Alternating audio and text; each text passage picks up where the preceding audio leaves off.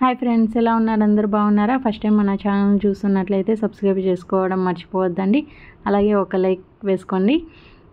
First అయితే నేను ఇక్కడ మజ్జిగ మిరపకాయలు ప్రిపేర్ చేస్తున్నాను. 1/2 కిలో మిర్చి తీసుకొని వాష్ చేసుకొని అందులో గలీజ్ మొత్తం తీసి పక్కన పెట్టేసుకున్నా. నెక్స్ట్ ఆ మిర్చికి ఘాట్లు పెట్టేసుకుంటున్నాను అనమాట.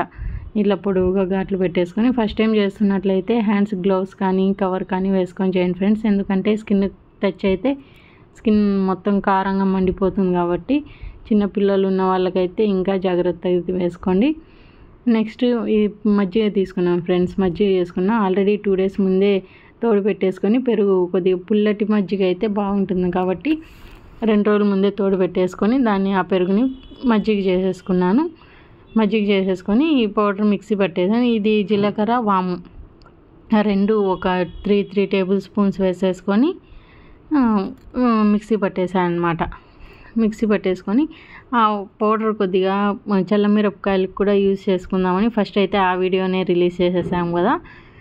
దీంట్లోకి అయితే ఒక 3 టేబుల్ స్పూన్స్ ఆ పౌడర్ వేసేసుకొని ఉప్పు కొద్దిగా ఎక్కువనే ఉన్నని, ఉప్పు పులుపు, ఎందుకంటే అవి మొత్తం ఫ్లేవర్స్ అన్నీ ఆ మిర్చి కారం అనేది మనకు తెలియకూడదు కదా నంచుకునేటప్పుడు.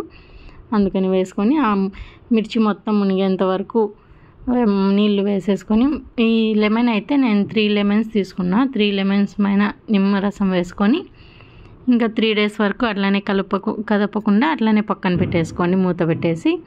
నెక్స్ట్ 2 days కంప్లీట్ అయిపోయిన తర్వాత 3rd day తీసి ఒకసారి చూడండి, మొత్తం అందులో మగ్గిపోయి ఉంటాయి అన్నమాట. కలర్ మొత్తం చేంజ్ అయిపోయినాయి. ఇంకా ఇవి తీసుకొని మొత్తం మజ్జిగ మొత్తం బాగా డ్రైన్ చేసేసి ఆ మిర్చి మొత్తం ఒక పరాతంలో కానీ లేదంటే ఏదన్నా మందంపాటి కవర్ ఉంటుంది కదా, కవర్ మీద ఇట్లా విడివిడిగా వేసుకొని ఎండలో పెట్టేసేయండి. బాగా ఎండ తగిలేటట్లు పెట్టేసుకోండి. నెక్స్ట్ ఆ రోజు కూడా మళ్ళీ ఈవినింగ్ ఎండలో నుంచి తీసుకొని వచ్చిన తర్వాత మళ్ళీ ఈ మజ్జిగలోనే వేసేయాలి. అలా ఒక 2 days చేయండి. 2 days చేసిన తర్వాత మొత్తం అలానే ఎండబెట్టేయండి. మజ్జిగ అవసరం లేదు, మజ్జిగ పారేయచ్చు. అలా ఒక 4-5 days ఎండబెట్టిన తర్వాత చూసారా, బాగా పలపల అనేటట్లు బాగా ఎండిపోయాయి అన్నమాట. ఇవి ఇంకా వేయించుకొని తినేకి రెడీగా ఉన్నాయి. టేస్ట్ అయితే సూపర్గా ఉంది ఫ్రెండ్స్. మీరు కూడా ట్రై చేయండి, ఖచ్చితంగా నచ్చుతుంది.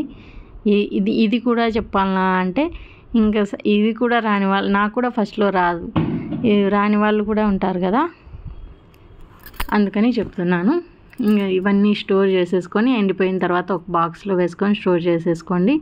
ఫ్రిడ్జ్లో అయినా పెట్టుకోవచ్చు, లేదంటే ఒక టైట్ ఎయిర్ కట్టెలో పెట్టేసుకోండి. నెక్స్ట్ ఇంకా మాకు లంచ్ టైం అయింది కాబట్టి ఇంకా ఈరోజు పప్పుచారు, ఇవి మజ్జిగ మిరపకాయలు అనమాట నంచుకోవడానికి. అన్నం, పప్పుచారు, మజ్జిగ మిరపకాయలు. టేస్ట్ అయితే సూపర్. నాకైతే ఈ మిర్చి కంటే పైన తొడిమలు ఇష్టం అనమాట. టేస్ట్ బాగుంటాయి తినడానికి, అలానే తినేసా. ఇంతకు మీరేం చేసుకున్నారు లంచ్? మేమైతే మీరే కాంబినేషన్లో తింటారు ఈ మజ్జిగ మిరపకాయలు, చల్ల మిరపకాయలు? మేమైతే పెరుగన్నంలోకి ఇలా ముద్దపప్పు, ఆవకాయ అంటారు కదా, ముద్దపప్పు, అన్నం, మజ్జిగ మిరపకాయలు, పప్పుచారు, అన్నం, మజ్జిగ మిరపకాయలు పెరుగన్నంలోకి సూపర్గా ఉంటాయన్నమాట. మీరు కూడా ట్రై చేయండి నచ్చితే. ఇంకా మంచి రెసిపీ వీడియోస్తో ఇంకా మీకు మంచి రెసిపీ వీడియోస్ అన్నీ పెడుతుంటాను. మీరు కూడా ట్రై చేయండి, మన ఛానల్ని సపోర్ట్ చేయండి. ఏమన్నా మిస్టేక్స్ ఉంటే కొద్దిగా అడ్జస్ట్ చేసుకోండి ఫ్రెండ్స్, ఏమనుకోవద్దండి. సరే, మాకైతే లంచ్ తినేయడమే. సరే, థ్యాంక్స్ ఫర్ వాచింగ్. బాయ్. ఒక మళ్ళీ రెసిపీ వీడియోతో కలుద్దాం. Till then bye.